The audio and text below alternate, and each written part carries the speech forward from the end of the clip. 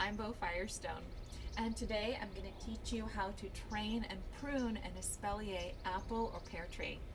Now, Espalier is a style that is commonly done with pears, apples, and even fig trees when you want to train the fruit tree against a wall or a fence. It takes a little bit of work, but it helps the tree to fit in a narrow space like the one here, which is at the side of a home. And it also is architecturally interesting. So this is an informal espalier setup, I would say. The tree was originally planted by the contractor, or maybe they were trying to gussy up the house to sell it years back.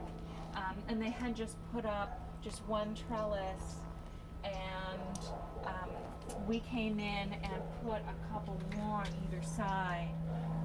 It's just kind of an easy workaround so that we could continue to train the pears, the apple.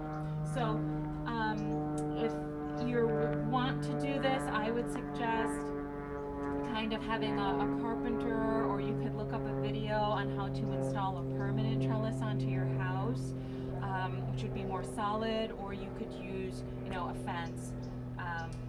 And classically, espalier is done with wire, but I find wire kind of a little harsh because it can damage the tissue as the tree grows. So you can use that soft rubber covered wire that they sell at the garden store, or I'm just using nursery tape for this one. So this has been trained. We trained it last year a little bit, and now we're following up. And this side is partially done. So the idea here is that the flexible upright stems, such as this one here, if you can bend it to train it, then we'll do that. And it's the more horizontal branches that'll yield more of the flowering and fruiting spurs. Whereas if it's just upright, those branches are going to be wanting leaves and vegetative growth. So we want to maximize the fruit on this tree.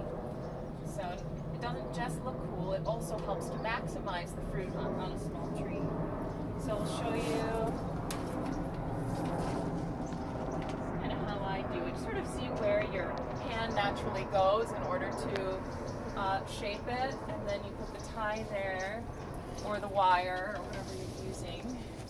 And these do have to be adjusted from year to year. If you use something flexible like nursery tape, there is a little bit of give as the tree grows, but you'll still want to adjust it because trees are going to grow in diameter a little bit every year. I think I'm going to use this cross area here. Just kind of do what works.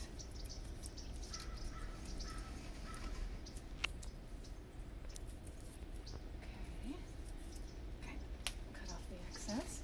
That's how we're going to do that one. If this was excessively long, I could prune it like that. And then on this side, we haven't done anything at all. Now, a neat thing about this particular apple is that there are several apple varieties grafted onto it. So this is a gala, this is a yellow apple, this is a Braeburn. So what some people don't know is that nearly all fruit trees, commercial fruit trees, are grafted. And that's so that you get the same clone of the parent plant that has the same qualities and fruit and so forth. If you were just to grow it from seed, it'd be genetically different from the parents, and you wouldn't really be sure what you would be getting. So step one, tie down and train the branches to be horizontal. Step two is to remove anything that's shooting up or out that's not trained in this kind of way. So for instance here. And really that's it. And as you're cutting, you can be conscious of, so here's some dead and dying stuff. You definitely want to prune that out. And you can sanitize your clippers too. I don't have any on right now, but if you're concerned about disease, just kind of cleaning up this cut a little bit. Okay. And then this one here is like a fruiting spur. So you can see that it has big fat flower buds, and it's sort of like this short stacked twig. These ones here that are very fast growing are the vegetative sprouts, and those aren't going to give us good fruit, so we're going to cut those away. And you can also sort of train a fruiting spur by cutting a branch back, for instance here, to a nice flower bud, and then you kind of continue to cut it back and train it into a spur over time. So here's kind of this nice cluster. So if I was really strict about Espalier, I might remove this whole thing, but I'm kind of doing a soft touch on this plant and just trying to encourage as much fruit as possible. I'm gonna take it out because it's resulting in a lot of vertical growth that's just gonna have to be cut back here after here.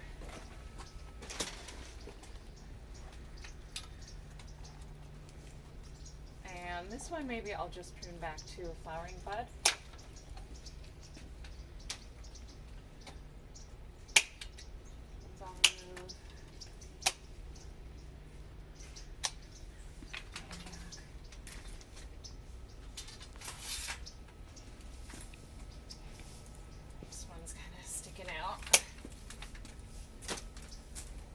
We could consider training, but I think there's enough over on that side.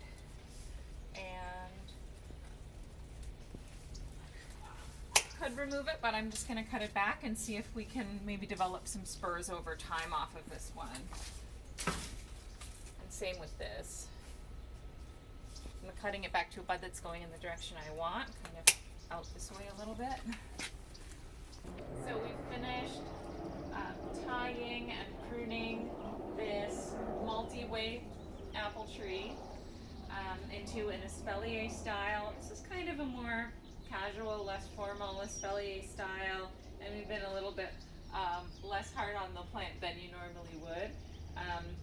Again, I've just used nursery ties to train it against the trellis. We're training the branches in a horizontal way, and we've removed all of the growth that's shooting up and then out. Shortened some of the branches to encourage fruiting, and overall it's a candelabra shaped little tree. So hope you've learned something. If you have, please like and subscribe.